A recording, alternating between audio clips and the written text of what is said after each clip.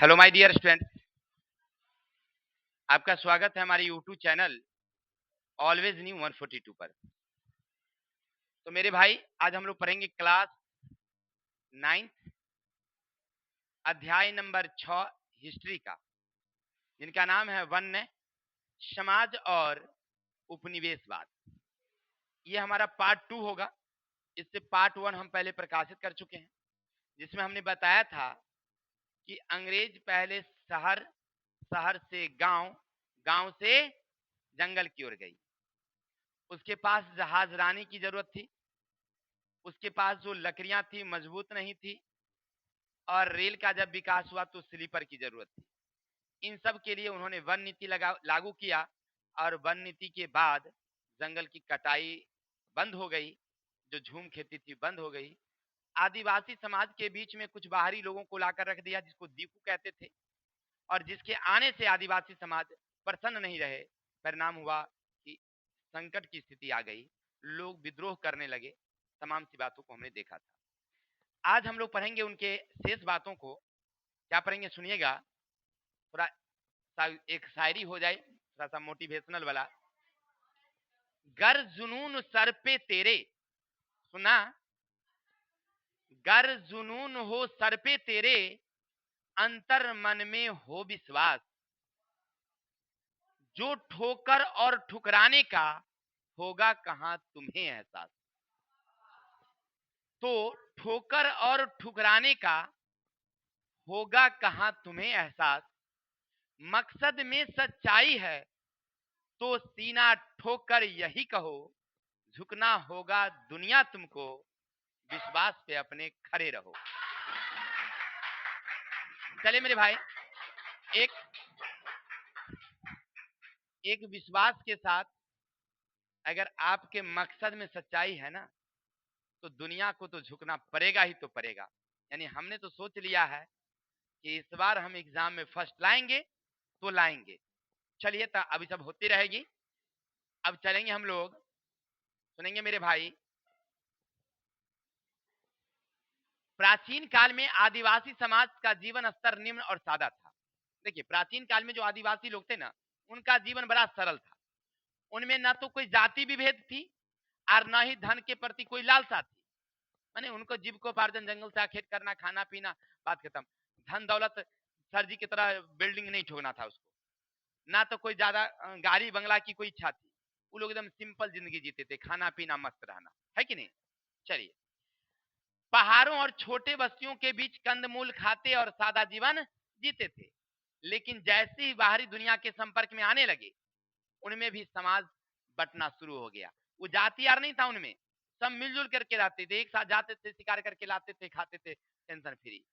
लेकिन जैसे जैसे हम लोगों की दुनिया के संपर्क में, गैर आदिवासी लोगों के संपर्क में आए, तो उन लोगों में भी समझ में आया कि ना, कुछ होना चाहिए। तो समाज 3 वर्गों में बट गया। एक हो गया राजा, एक जमींदार और मध्यम वर्ग। तो आदिवासी समाज कितने वर्गों में बट गया? एक राजा, एक जमींदार और आदिवासी समाज पितृसत्तात्मक थी। पितृसत्तात्मक समझते हैं ना, माने पिता का वैल्यू था स्त्री के। जैसे अपने यहाँ समाज में किसका वैल्यू है? पिता का वैल्यू है। माता के नाम से कोई जाना जाता है क्या? सब पिता के नाम से जाना जाता है कि नहीं। कहीं हम लोग जाते हैं तब पूछा जाता है तो क्या बतलाते हैं? अब मम्मी का नाम बता देंगे तो कोई पहचान वो करेगा? कभी नहीं। लेकिन हाँ, इसको पहचानते हैं, इसकी मम्मी पूरा प्रसिद्ध है गंगसारा में, जैसे वैसे बोलती है, कोई नहीं पहचानता है। अपने यहाँ मातृ सत्तात्मक नहीं है, पितृ सत्तात्मक है। पिता का वैल्यू होता है। नहीं, संपत्ति पर किसका अधिकार? माता का अधिकार नहीं, पिता का अधिकार होता है। नहीं, चलिए सुनिएगा। स्त्री को धन की कोई अधिकार नहीं होता है, लेकिन गृहस्थी में उसका स्थान होता है। माने हम लोगों के घर में स्त्रियों का क्या योगदान? कोई धन में कोई उनका योगदान नहीं। किसका योगदान? पुरुषों का रहता है। पुरुष जो चाहेगा अपना करेगा, खरीदे बेचे, उनका काम है कि नहीं। स्त्रियां का काम घर की देखरेख करना होती है। अब थोड़ा सा, हाँ, अब थोड़ा सा क्या हुआ है कि स्त्रियां भी काम कुम करने लगी है, नहीं करने लगी है। तो अपने समाज में ऐसा हुआ है। आदिवासी समाज में ये भी नहीं था उनमें। वो लोग पुरुष शिकार करके लाते, महिलाएं पकाती खाती, बात खत्म। महिला को कोई ज्यादा मतलब नहीं था। घरेलू कामों में बच्चों की देखरेख करना, है ना। अब चलिए, वहां के उस समय की जो स्त्रियां थी ना, वो आभूषण प्रिय थी, तो पुरुष भी आभूषण पहनते थे। आदिवासी समाज के देखेंगे लोगों को कुंडल उंडल पहन ले रहता है, पूरा सिकरी माला पहन ले रहता है ना। और बहु विवाह की प्रथा नहीं थी। अपने यहाँ बहु विवाह की प्रथा है कहीं कहीं में, लेकिन उस लोगों में बहु विवाह नहीं था। बहु विवाह समझ रहे हैं ना, एक के आदमी को 3 गो 4 गो पत्नी, तो ये सब प्रथा नहीं थी। अब पहले होता था ऐसा। अब तो क्या हो गया कि थोड़ी सी जिंदगी हमारे हम लोगों का ऐसा कठिन हो गया है भाई, एगो तो संभलता नहीं है, 2 गो 3 गो, 2 गो 3 रहेगा तो न मरिए जाएगा आदमी। चलिए, बाल विवाह और सती प्रथा भी देखने को नहीं मिलती थी। बाल विवाह हमारे यहाँ अभी भी बहुत ज्यादा होता है, अब तो बहुत रुक गया है। पहले बाल विवाह होता था। हम लोग जब पढ़ते थे ना, छठा में या पांचवा में थे, तो एगो लड़की थी सुनीता कुमारी, उसकी शादी हो गई थी। हाँ, पांचवा में या छठा में थे, हो गई थी शादी। जैसे तो लोग राम कुमार गिरी नहीं है वहां पर पिठिया पर, हम लोगों के साथ पढ़ते थे। 7वें में थे तो उनका शादी हो गया था। 7वां में हम लोग थे तो शादी हो गया था। ये लोग 9वां में अभी तक कुछ शोरोगुल नहीं होता है। जब हर मने मने सोच रहा है पहले काहे नहीं हम आए, पहले आते था। बेहुदा लड़का कहाँ के, मारते मारते ठीक कर देंगे। चलो ध्यान दो। अब देखिए उस समय में होता था, अब सुधार हुआ है धीरे धीरे। 18 19 20, अब तो 20 20 22 साल की लड़कियां रहती है, 25 साल की लड़कियां रहती है, नहीं रहती शादी विवाह में थोड़ा सा सब। चलिए, इसके बाद सती प्रथा होती थी। पहले पति मर जाता था तो पत्नी उस पर जल जाती थी, लेकिन उस समाज में ऐसा भी नहीं था। हाँ, हिंदू समाज में था, लेकिन उन लोगों में नहीं था, देखने को नहीं मिलती। मांस मछली उनका भोजन में था। विधवा विवाह भी होते थे। हम लोगों में विधवा विवाह नहीं था। एक बार लड़की की शादी हो गई, उसका पति मर गया, तब उसकी शादी नहीं होती थी। अब तो शुरू हो गया है, लेकिन पहले नहीं होती थी। मैंने लड़कियां नहीं शादी करती, ना परिवार के लोग स्वीकार करते थे कि विधवा लड़की से अपने बेटा का शादी नहीं करेंगे। लड़का, अब लड़की कर भी नहीं करेगी तो लड़का कैसे होगा। और लड़का एगो जैसे पत्नी मर गई तब दूसरा फिर शादी कर लेता था, लड़का कर लेता था, लड़की लड़की नहीं करती थी। ठीक है ना। तो ये सब होता था उस समय के समाज में वहां पर। ठीक है। और वो लोग मछली खाते थे। और समाज में एक चौपाल होता था जहां पर नृत्य क्रिया होती थी, पंचायती होता था मैंने समाज में। ये लोग उन लोगों का सामाजिक स्थिति थी। ये अपना जिंदगी उनका सादा जीवन, सादा प्रेम, सादा रहता था, कोई दिक्कत नहीं होता था। लेकिन बाहरी दुनिया संपर्क में आने से उन लोगों में थोड़ा थोड़ा परिवर्तन होना शुरू हो गया। वो भी बहु विवाह में चली गए, वो भी चले गए, विधवा विवाह रुक गया उन लोगों में, बाल विवाह शुरू हो गई। ये सब उसमें देखने को मिला था। अब चलते हैं उनकी थोड़ी सी प्रशासनिक व्यवस्था। सुनिएगा, राजनीतिक और प्रशासनिक। आरंभ में उनका राजनीतिक व्यवस्था सहज थी। प्रशासन का आधारशिला पंचायत थी। मुख्य कार्य आपसी विवादों को सुलझाना था। पंचायत पूरे गांव काम को देखती थी। आपसी विवाद के समय पंचायत बुलाया जाता था। गांव में अधिक टोला बटे होते थे, पंचायत का प्रधान मुखिया होता था। देखिए, वो लोग ना ये जो प्रशासन होता था, राजा, ये सबसे कोई मतलब नहीं। जैसे एक कबीला होता था, एक टोला होता था, वो टोला या गांव का एक मुखिया होता था। उसी को राजा कहा जाता था। वही राजा होता था वो कबीला का। वो जो कहता उसी का नियम, गांव का देख रेख करना उसी का काम। अगर कोनो बीच में झगड़ा हो गया आपस में कोई बात को लेकर के, उसी को बुलाया जाता, उससे आपस में लोग बातचीत करके अपना सुलझा लेते थे। बाहरी प्रशासनिक दुनिया से उनको कोनो मतलब नहीं होता था। वो जंगल में रहते थे, अपना जंगली वो लोग काम करते थे। ठीक है। अब चलते हैं उनकी आर्थिक स्थिति। तो उनकी आर्थिक स्थिति भी कोई अच्छी नहीं थी, यानी कोई ज्यादा धन दौलत उन लोगों के पास की कोई बातें थी ही नहीं। वो लोग अर्थव्यवस्था आखेट और अस्थायी कृषि थी। वही झूम खेती करते थे। आखेट करते थे। आखेट समझ रहे ना, जाकर के जंगली जानवरों को शिकार कर लेना, कहीं से कंदमूल प्राप्त कर लेना, अपना खा लेना। इस तरह से वो जंगलों में शिकार करते थे, कंदमूल शहद इत्यादि एकत्रित करते थे। बाद में झूम खेती जगह शुरू क्या किए, अस्थायी कृषि। जब सरकार बंद कर दिया कि पेड़ कटाई नहीं होगी, अब जो जगह है वहीं में ना खेती करोगे, वो लोग ना अब अस्थायी कृषि शुरू कर दिए। पहले अस्थायी था, यहाँ खेती करो, फिर वहां करो, फिर वहां करो। लेकिन अब क्या कर दिए, अस्थायी कृषि करने लगे। पशुपालन भी करना शुरू कर दिए। पहले पशु को मार देते थे, मार के खा जाते थे, अब वो पशु को पालने लगे हैं। हस्तकला के साथ साथ हाथी दांत, मसालों, रबर इत्यादि का व्यापार करते थे। एक जाति थी असुर जनजाति, लोहा गलाने का काम करती थी। यानी कि वे मुद्रा के स्थान पर वस्तु विनिमय, कौड़ियों का प्रचलन था उन लोगों में ना। मतलब वस्तु विनिमय थी। वस्तु विनिमय समझते हैं, वस्तु से वस्तु का बदला बदली। जैसे एक सामान जैसे हम दिए आपको, तो बदले में आप दूसरा सामान हमको दिए। जैसे मान लीजिए हमारे पास गेहूं है, तो गेहूं दिए, आपके पास थैला है तो थैला दे दिए। एक टुकड़ी दिए आपको गेहूं, 5 को थैला दे दिए हमको। इसके पास कुर्सी है, 2 टुकड़ी दिए इसको गेहूं, तो एगो कुर्सी दे दी। नहीं, इसके पास बकरी है तो इसको 5 टुकड़ी गेहूं दिए, वो बकरी दे दी हमको। तो ये हुआ वस्तु से वस्तु बदला बदली, है ना, वस्तु विनिमय। वो वस्तु या कौड़ी से पैसा बदला, सामान बदला जाता था कौड़ी से। 5 कौड़ी आपको देंगे तो उसके बदले में आपको कौड़ी ना होता। महंगाई की कथी बदलने का चीज है। चलिए ध्यान दीजिए, गैर आदिवासी क्षेत्रों के संपर्क में आने से उन लोगों को शुरू में तो कोई धन दौलत से मतलब नहीं, लेकिन जब गैर आदिवासी हैं जैसे हम लोग के संपर्क में जब वो लोग आने लगा तो उन लोगों की अर्थव्यवस्था में अंतर आया। वे बाजार आधारित अर्थव्यवस्था शुरू कर दिया, बाजार कर लगा दिए। इसके अलावा शहरीकरण और जनजातीय अर्थव्यवस्था में परिवर्तन हो गया, माने शहर बन गया, बाजार बन गया। वो लोग धीरे धीरे ना अब बदलाव लाना शुरू कर दिए। ठीक है, अब आगे चलिए। तो उनकी अर्थव्यवस्था समझ गए। अब भू राजस्व है। देखिए वो लोग ना पहले जमीन वो मानते थे कि जिनकी जमीन जो जंगल है पूरा जंगले तो है। अब मान लीजिए हम राजा हुए, ताकतवर आदमी, इतना हमारा चेला चाटी, सबको ले गए जंगल साफ करा दिए, वो पूरा हमारा हुआ। सुनिए, ये पूरा जंगल हमारा हुआ, ये जमीन का मालिक हम यहाँ के जमींदार हुए।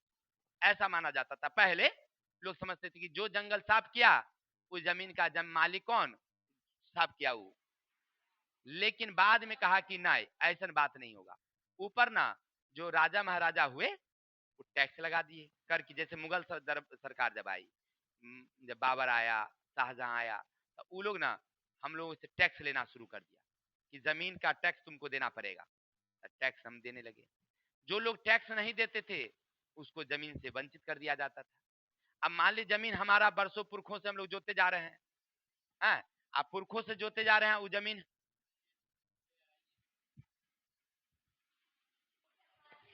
हाँ ध्यान दो बाजी।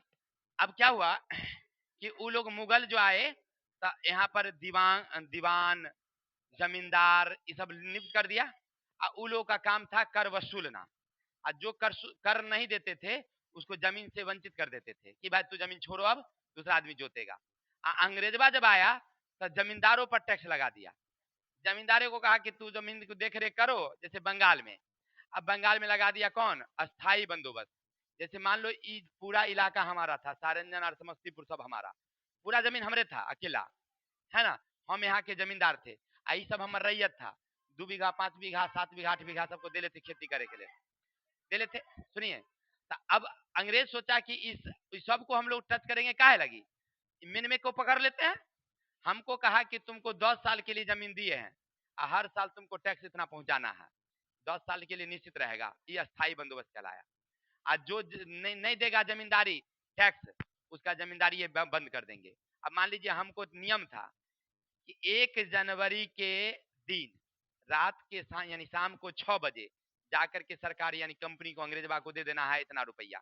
मान लीजिए बांध देता था जैसे 10 लाख, तो 10 लाख दे आना है 1 जनवरी के कितने में, शाम के 6 बजे तक। अगर 6:30 हो गया तो हमारी जमींदारी नीलाम, हम जमींदार अब नहीं होते, तब किसी और को बना दिया जाता था या किसी के हाथे बेच दिया जाता, कोई जमींदार के हाथे। यहाँ का जमींदारी कौन लेगा, समस्तीपुर वाला, दरभंगा वाला ले लिया, मुजफ्फरपुर वाला कोई जमींदार जो है खड़ा हुआ कहा हम लेंगे, हमारा आदमी गया सबसे टैक्स वसूल के लाना साल में। ये सब होती थी पहले, ठीक है ना। तो इस सब के विरोध में ना वो सब खड़ा हो गया कौन, आदिवासी।